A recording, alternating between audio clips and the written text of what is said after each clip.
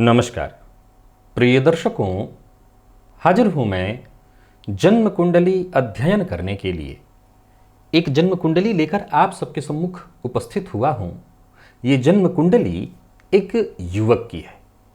आइए हम सभी मिलकर इस जन्म कुंडली का अध्ययन करेंगे। सबसे पहले मैं आपको जन्म की तारीख बता देता हूं, जन्म का समय, जन्म का स्थान, ताकि आप इस जन्म कुंडली का निर्माण कर लें। फिर इसके पश्चात इनके कुछ प्रश्न हैं।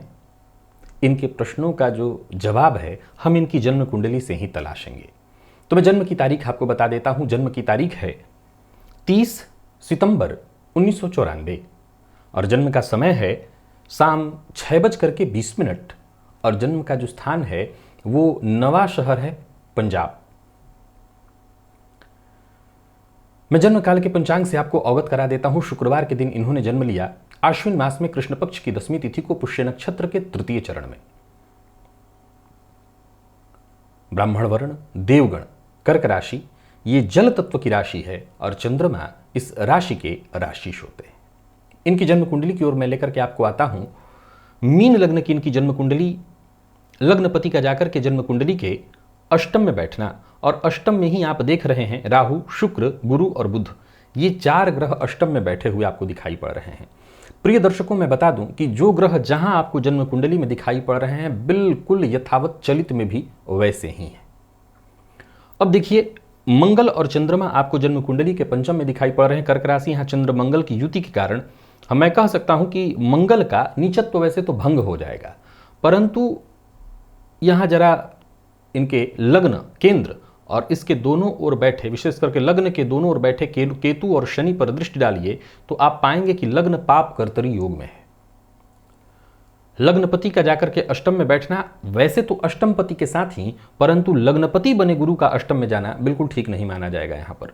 और बाकी की स्थिति यह है कि ये कर्क राशि के हैं। तो मीन लग्न, मूलतः मैंने अभी कुछ दिन पूर्व राशिफल में आपको बताया था कि 3 ये लग्न और राशियां, जिसमें मैंने बताया था कर्क के लिए वृश्चिक, जो कि अर्ध जल तत्व राशि है, यानी अर्ध सूखा है उसमें और आधा जल है, और मीन, इनके अंदर कुछ अच्छाइयां जो कि बेहद खास है, कुछ विशेष गुण देवगण के हैं ये। तो ये सारे गुण तो होते हैं, भावुकता, भावना प्रधान। अब देखा जाए तो लग्नपति जब जन्म कुंडली के अष्टम में जाकर के विद्यमान हो जाएं तो एक तो चीज जीवन काल में तय हो जाती है कि जातक के जीवन काल में संघर्ष कहीं ना कहीं बना रहेगा, संघर्ष उसका पीछा नहीं छोड़ेगा। अच्छी बात यह है कि ये वर्तमान में भारत में निवास नहीं कर रहे हैं और करना भी नहीं चाहते हैं।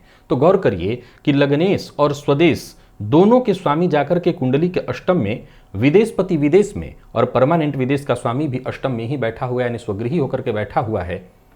तो ये एक अच्छी सूचना है कि जातक यदि अपनी जन्म कुंडली के अनुसार स्वदेश में निवास न करके विदेश में निवास करे तो इसके लिए कहीं ना कहीं ये अच्छी स्थिति मानी जाएगी। अब हम बात करते हैं इनकी जन्म कुंडली में इनकी राशि और बाकी की ग्रह स्थितियों पर।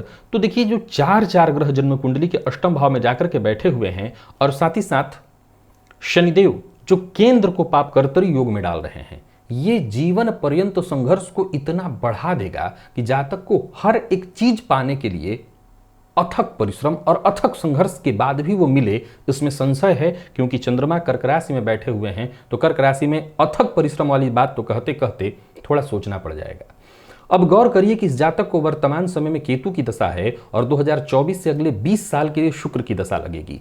सामान्य परिस्थितियों में देखें तो चाहे लग्न कोई भी हो, शुक्र की दशा सुख के कारक, ऐश्वर्य के कारक है शुक्र, तो शुक्र की दशा तो कहीं ना कहीं सुखदायी ही मानी जानी चाहिए। परंतु इस कुंडली में वैसे तो वो स्वगृही जाकर के कुंडली के अष्टम में बैठे हैं लग्नपति के साथ, पर इस लग्न के लिए वो कारक नहीं वरण मारक सिद्ध होते हैं। अब जरा गौर से समझिएगा कि लग्नेश अष्टमस्थ हैं और ऊपर से शुक्र की दशा लग जाएगी 2024 से अगले 20 साल के लिए। अब मैं इनके प्रश्नों की ओर आपको लेकर के आता हूं। इन्होंने पूछा है, मैं इस समय कनाडा में शिक्षा ले रहा हूं, मैं कनाडा में सेटल होना चाहता हूं, क्या यहां पर मेरा अपना घर होगा? घर होगा कि नहीं होगा ये बात की बात है, लेकिन ये बात पहले है कि अगर आप वहीं रहना चाहते हैं तो कहीं ज्यादा बेहतर स्थिति है भारत लौट आने की अपेक्षा। क्योंकि इस कुंडली में देखें तो लग्नेश का, स्वदेश का, सबका जाकर के अष्टम से ही संबंध बना हुआ है। यहां तक कि विदेशपति भी विदेश में ही बैठे हुए हैं। विदेशपति विदेश में बैठ करके निसंदेह वो मंगल की भी दृष्टि से दृष्ट है, लेकिन मंगल की दृष्टि में वो बल नहीं है, गुरु की 5वीं दृष्टि उन पर पड़ रही है, तो ये ज़्यादा बेहतर स्थिति है कि आप कम से कम स्वदेश लौटने की तो सोचे ही ना, विदेश में ही रहें। अब सवाल उठता है कि क्या अपना खुद का घर आप बना पाएंगे? देखिए, इस कुंडली में चतुर्थ पति जाकर के कुंडली के अष्टम में बैठे हैं। ज्योतिष शास्त्र वैसे तो सामान्यतया ये कहता है कि चतुर्थ पति अष्टम में बैठे हो तो ऐसे जातक को आजीवन किराए के घर में रहना पड़ता है। अपना घर वो नहीं बना पाता, जब भी बनाता है उसको परेशानियां होती हैं, यानी अपने घर से वो वंचित रह जाता है। हालांकि देखिए, इस सूत्र को अगर सामान्यतया देखें तो मैं दो तरह से देखता हूं। आज के इस परिवेश में ये बात थोड़ी सी मुश्किल लगती है, क्योंकि ये स्वयं कमाएं, इनकी जीवन संगिनी कमाए, दोनों लोग मिलजुल करके कमाएं तो घर हो जाए, कोई बहुत बड़ी बात नहीं है। पर असल में इस सूत्र में बड़े गहरे रहस्य छुपे हुए हैं। रहस्य ही है। चतुर्थ पति अष्टम में है, तृतीय में है तो जातक को, या षष्ठ में है तो जातक को गृह सुख नहीं मिलता। हाँ, तो इसमें तथ्य तो है, और मैं हमेशा कहा करता हूं कि न गृहम गृहमित्याहु गृहिणी गृहमुच्यते। ईंट पत्थर से बने घर को घर नहीं कहते। और दूसरा देखिए, तो जैसा मैं अभी अभी बार बार कह रहा हूं कि स्वदेश को त्याग देना ही आपके लिए सर्वथा उपयुक्त है। अब गौर करिए कि जननी जन्मभूमिश्च स्वर्गादपि गरीयसी, अपने देश को छोड़ने की बात बार बार कही जा रही है, तो वैसे भी इनको अपने घर का सुख कहां मिल रहा है? अब इनके लिए अपना घर तो भारत ही है, तो वो सुख तो उनको वैसे भी नहीं मिलने वाला है। पर ईंट पत्थर से बने घर की बात करें तो वो तो इंसान कर्म करे, मेहनत करे। ज्योतिष में एक कमाल की बात है, ज्योतिष को आप केवल ज्योतिषीय दृष्टिकोण से देखेंगे उलझ जाएंगे, क्योंकि ये वेद का नेत्र है। मैं बार बार कहा करता हूं, अतः आपको आध्यात्मिक चश्मा पहनना ही पड़ेगा, क्योंकि इसके हर शब्द में कुछ न कुछ रहस्य छुपे हुए हैं। अब ये रहस्य ही है कि गृह सुख नहीं मिलेगा। आज के समय में माता पिता के द्वारा ही घर मिल जाए, विवाह करने के बाद ससुराल से मिल जाए, पत्नी इतनी कमा रही हो कि पत्नी के चलते आ जाए, बच्चे मेहनत करेंगे उनके चलते आ जाए। लेकिन गृह सुख की बात करें तो असल जिस गृह सुख की चर्चा है वो गृह सुख कुछ और भी है। तो हाँ, वो बाधित तो होगा।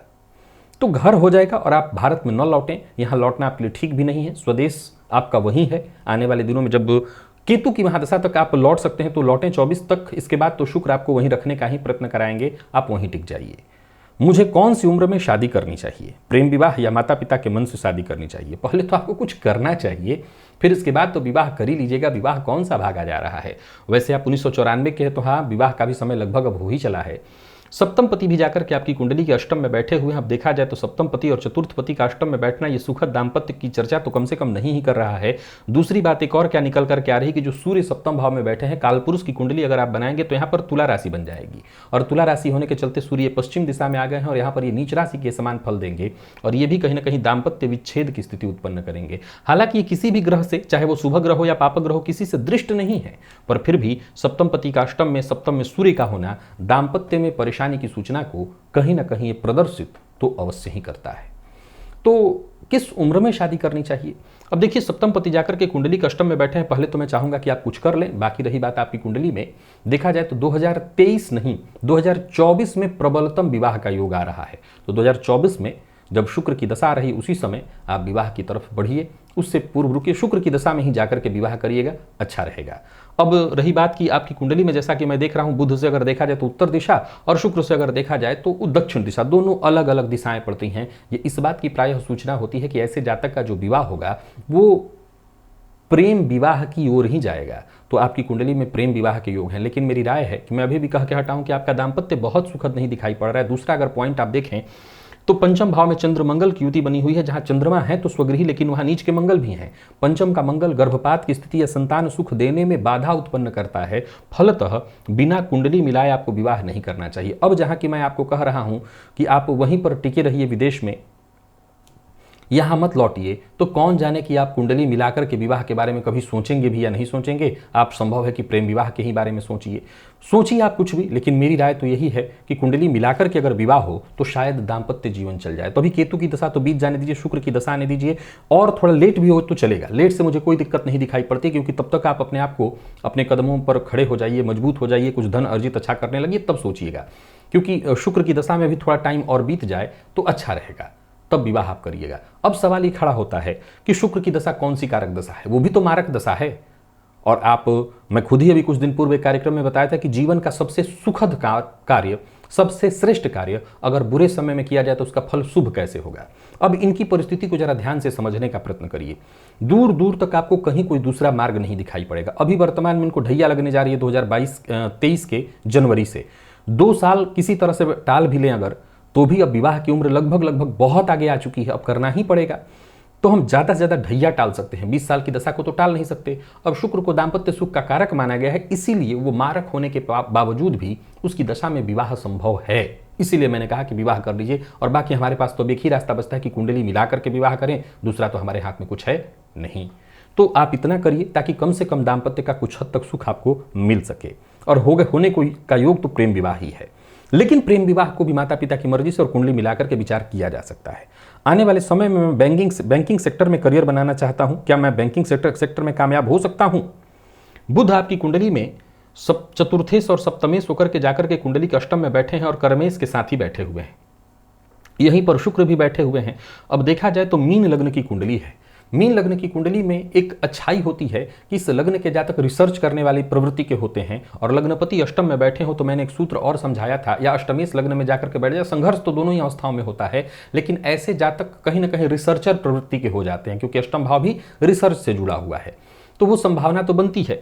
अब यहाँ पंचमपति पंचम में बैठे हुए हैं, मुझे कहीं कोई दिक्कत तो नहीं दिखाई पड़ता कि अगर आप बैंकिंग सेक्टर से जुड़ने का, विशेष करके बैंकिंग में फाइनेंस के फील्ड से जुड़ने का, क्योंकि 20 साल के लिए शुक्र की ही दशा आपको प्रारंभ होने जा रही है, तो बड़े प्रेम से आप बैंकिंग फाइनेंस के फील्ड में जाने की सोचिए, आपको सफलता उस फील्ड में मिल जाएगी। और आगे इन्होंने ये पूछा भी है कि मैं इन्वेस्टमेंट में भी रुचि रखता हूं, क्या मुझे इन्वेस्टमेंट करनी चाहिए? तो बैंकिंग और फाइनेंस में जाइए। और रही बात इन्वेस्टमेंट की, तो आपकी कुंडली में पंचमपति पंचम में शनि के नक्षत्र में 12 अंश 40 कला के साथ बैठे हुए हैं। शनिदेव जाकर के जन्म कुंडली के 12वें में और बुध कुंडली के अष्टम में। स्वाति नक्षत्र ये राहु का नक्षत्र है। जरा गौर करिएगा, आपकी कुंडली में लग्न में रेवती नक्षत्र बना हुआ है, ये बुध का नक्षत्र है। तो बुध से आप प्रभावित हुए।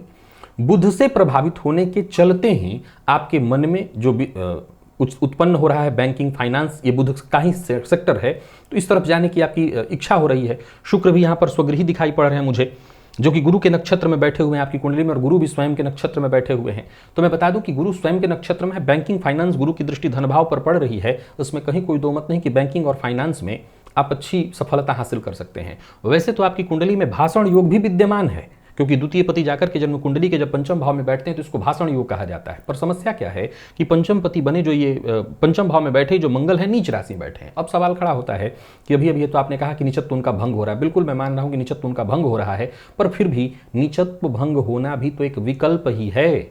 बारिश में छाता लग जाना, नीचत्व भंग होने का ये मतलब कतई नहीं होता कि वो ग्रह अब उच्च का हो गया, ऐसा तो नहीं हो सकता ना। तो उस अवस्था में है तो भाषण कला का योग। तो आपकी कुंडली में इसके भी योग थे कि आप लेक्चरर, प्रोफेसर या टीचर, रिसर्चर बन जाते, तो उसकी भी संभावना थी। लेकिन अगर आपने कहा बैंकिंग, तो इसमें भी कोई ना नहीं है, आप जरूर उस तरफ जा सकते हैं, जाने का प्रयत्न करिए। हाँ, सर्वश्रेष्ठतम फील्ड तो बैंकिंग नहीं है, पर इतना जरूर मैं कह सकता हूं कि इनकम उससे आप कमा लेंगे, पैसा आप कमा लेंगे, कोई दिक्कत नहीं है। सर्वश्रेष्ठतम फील्ड नहीं है। तो फिर सर्वश्रेष्ठतम फील्ड क्या है? सर्वश्रेष्ठतम फील्ड तो इस कुंडली के लिए या तो फिर मैं लेक्चरर, प्रोफेसर बनने की आपको सलाह दूं, और दूसरा आपकी कुंडली के सडबल का विचार करूं, तो फिर उस अवस्था में मंगल के नीच होने के बावजूद, गौर करिएगा, इस सूत्र को बड़ा ध्यान से सुनिएगा और समझिएगा, बहुत ध्यान से, नहीं यहां पर फिसल जाएगा ज्योतिषी अगर नहीं ध्यान से सुना। मंगल इनकी कुंडली में नीच राशि में, अभी मैं नीच की ही चर्चा कर रहा था, लेकिन मैं आपको जमीन और जमीन की ब्रोकरी इत्यादि करना, जिसको दलाली शब्द इस्तेमाल हम कर सकते हैं, आप ये काम बड़ा अच्छा कर सकते हैं। अब दोनों ही बातों पर ध्यान से सुन के समझिए। हैं तो ये देवगण के, ऊपर से मीन लग्न, तो मन का भटकाव बहुत ज्यादा होता है। तो ये काम ये कैसे कर पाएंगे, किस बेस पर कर पाएंगे? आपने क्या सोच के ऐसा कहा? असल में नीच होना, अगर ज्योतिष के पुराने ग्रंथों का आप अवलोकन करें तो आप पाते हैं कि नीच होना मतलब ग्रह का सर्वस्व समाप्त हो गया।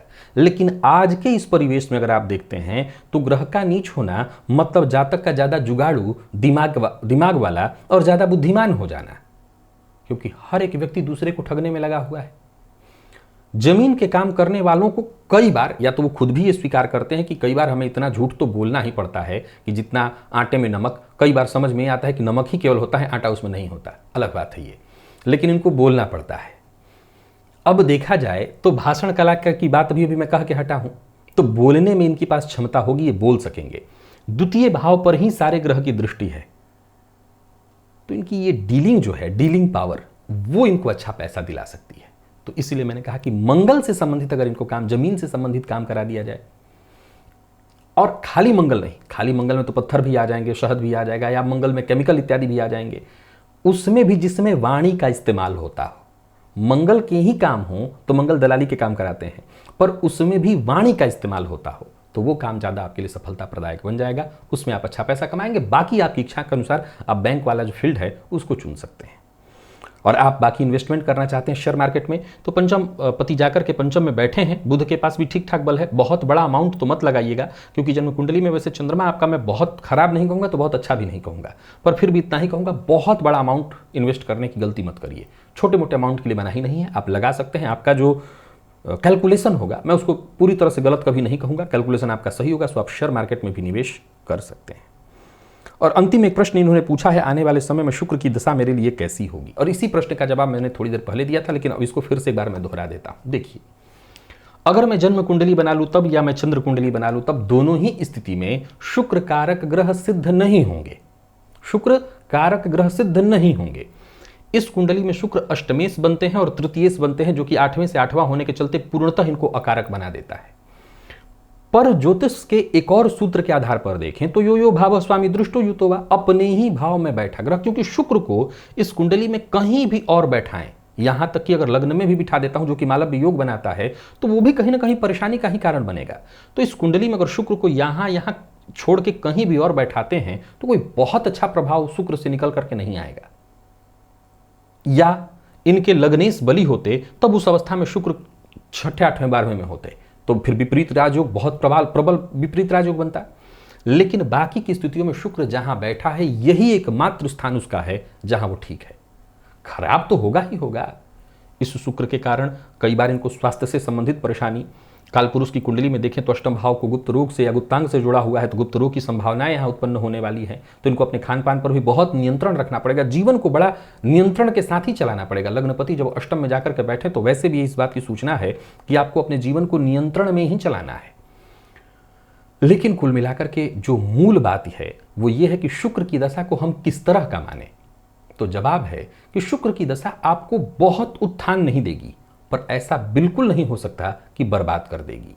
शुक्र की दशा में अष्टमेश होने के चलते शुक्र अष्टम का प्रभाव अवश्य देंगे, और अष्टम के प्रभाव के चलते स्वास्थ्य से संबंधित परेशानी अवश्य आ सकती है यदि आप बहुत ज्यादा भोग करें।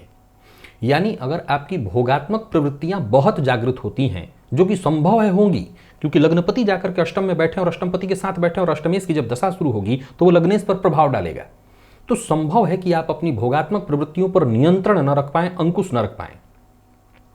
लेकिन अगर आपके देवगण और कर्क राशि को और लग्न को देखा जाए तो इसमें मैंने जैसा कहा कि इसके पास इतनी क्षमता होती है कि अपने आप को नियंत्रित कर भी सकता है।